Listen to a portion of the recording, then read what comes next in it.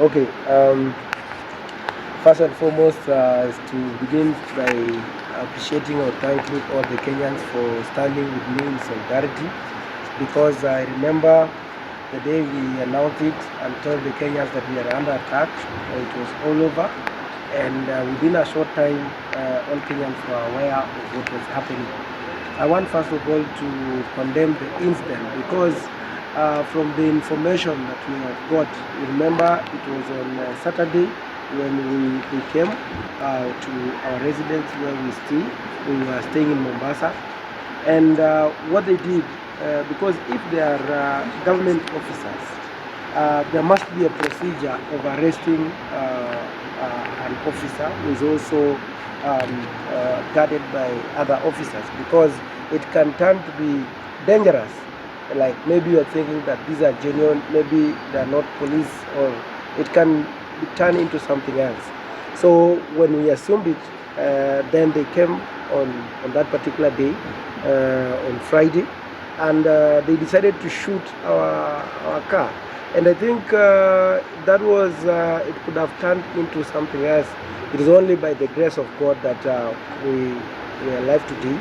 And I think one thing that I just want to ask the Director of Criminal Investigation, when I mean, that always communicate to your officers and give them the reason, genuine reason, why they are going to arrest that person. Because I was arrested like as if I'm a robber or I've killed someone, a murderer or something like that. But just for the propaganda or something on social media that even I'm not aware of what was written, I don't know, because I have so many accounts, people have opened in so many accounts on my behalf, so I might not be able to know who wrote what at what time.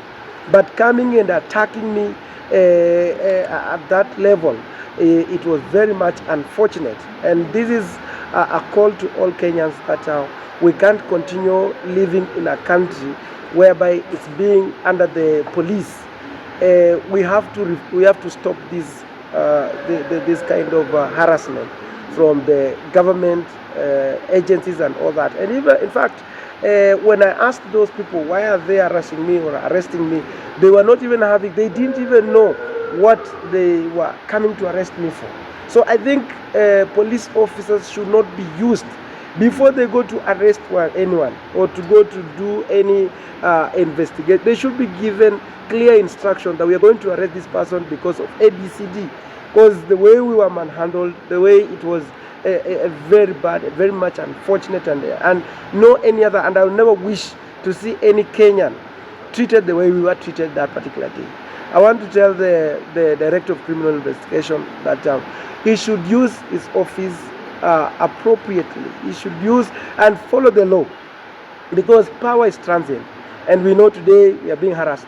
Today, I should not be mishandled the way they did, because just because I've announced my presidential bid, and I want to ask President William Ruto that I can only be the best president if as I'm going to win the president of 2027. I'll be the best, because I will not harass him. It's only me who will not harass him. The rest of him, the rest will harass him. So he should treat me well, because you see, Kenyans can know, Kenyans can feel. He can even also tell that Kenyans they have already lost the trust, the hope in him. The young people have lost hope in him.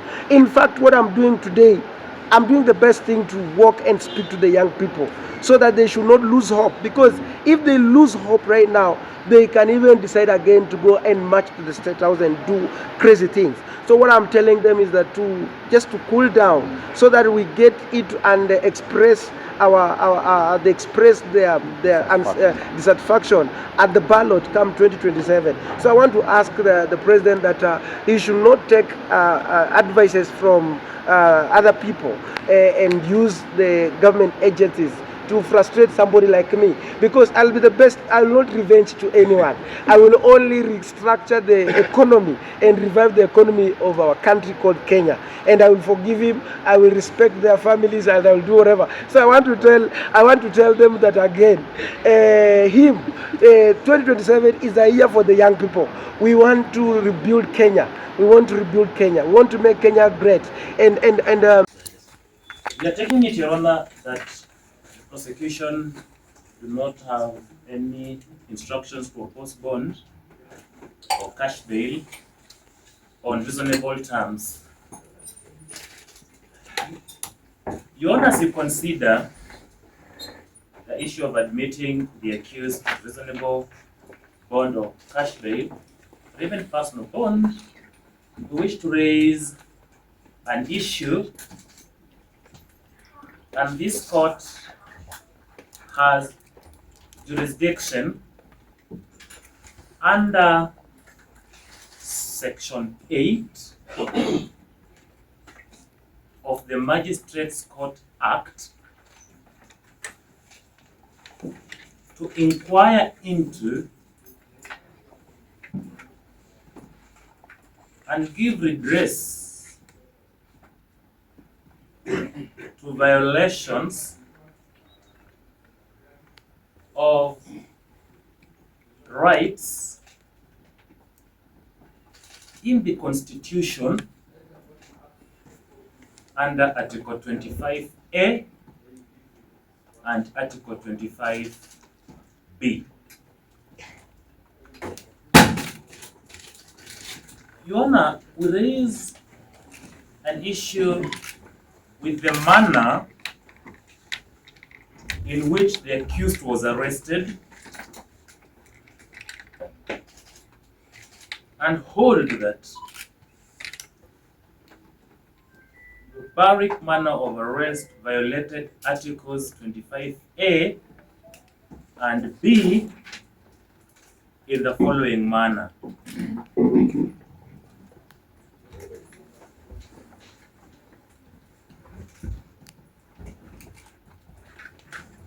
Your Honor, unidentified persons shot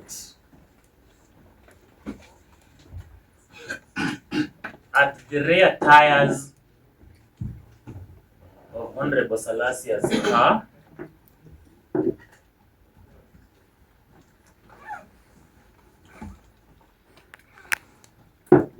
forcing the car to stop. They intercepted him without self-identification,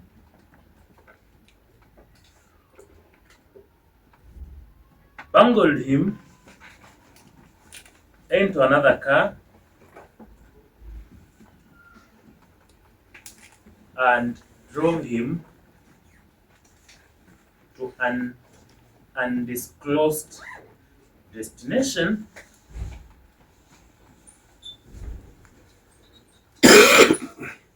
later in the evening. He was taken to the Central Police Station and instructions issued at the Central Police Station that he should be held incommunicado.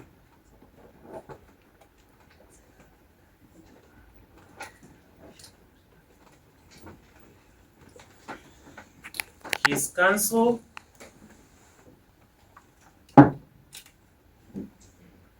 his staff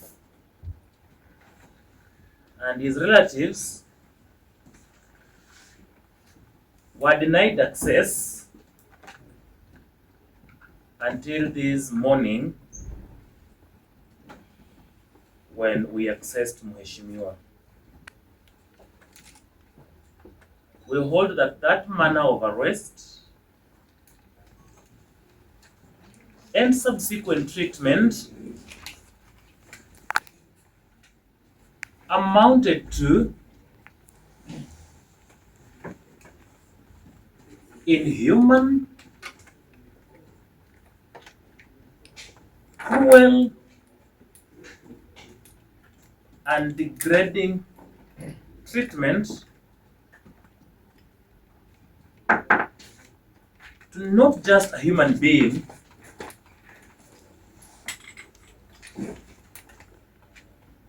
but a sitting member of the National Assembly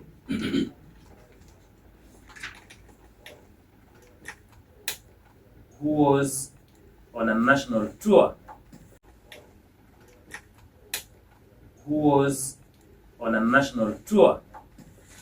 to popularize his presidential bid.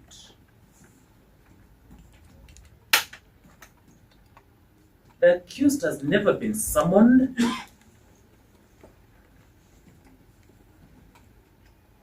by the National Integration and Cohesion Commission, as is always the norm whenever persons are suspected of having made remarks that border. Both the DCI, National Police Service Commission, have never summoned the accused person before you.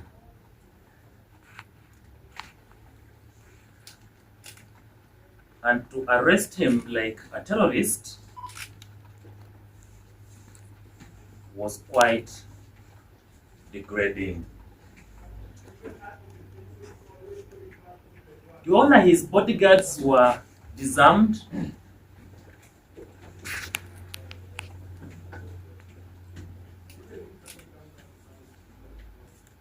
and all his communication gadgets confiscated.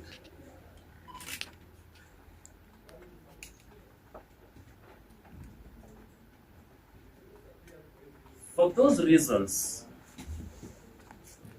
Your Honor, we are praying that this court releases the accused person on reasonable terms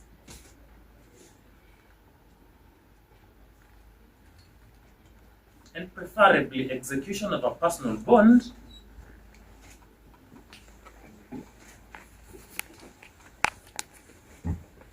for he is a sitting member of parliament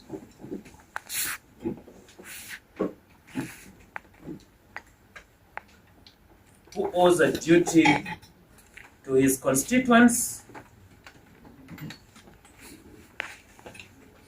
and the larger national interest.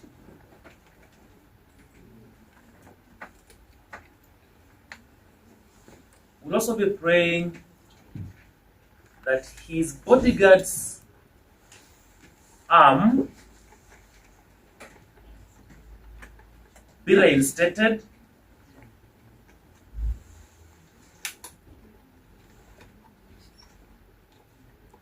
because the withdrawal of the arm violated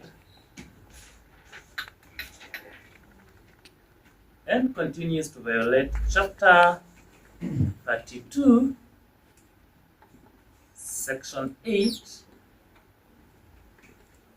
of the National Police Standing Orders, specifically on VIP protection.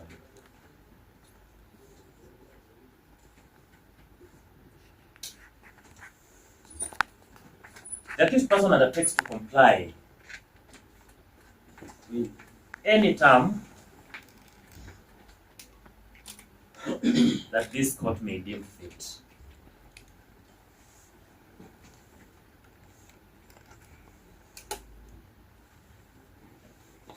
And for the record purposes, Your Honors, I pen off the Honorable Eugene Wamalwa, our senior partner, Joilders, who is on record for the accused person as well. Peter Kalerwa, Salasya, you have been charged with hate speech contrary to Section 13(1)(b), as read with Section 13(2) of the National Cohesion and Integration Commission Act number 12 of 2008. Particulars of the offence: Peter Kalerwa Salasya, on 10th May 2025, at an unknown place within the Republic of Kenya, knowingly and intentionally published insulting words online, in quotes. Luos are #1 enemies of Luya people. We must fight back this narrative of Luos, or they see us. They are in government but still fighting an innocent person. Ama to Watahiri Ilishe, end of quotes. While using your verified X account, in brackets, formerly Twitter handle, at PK Salasya, and named Honorable Peter Salasya, knowing it to be insulting, insightful, and well calculated to stir up ethnic hatred between the Luya and Luo communities. Peter Kalerwa Salasya, true or not true?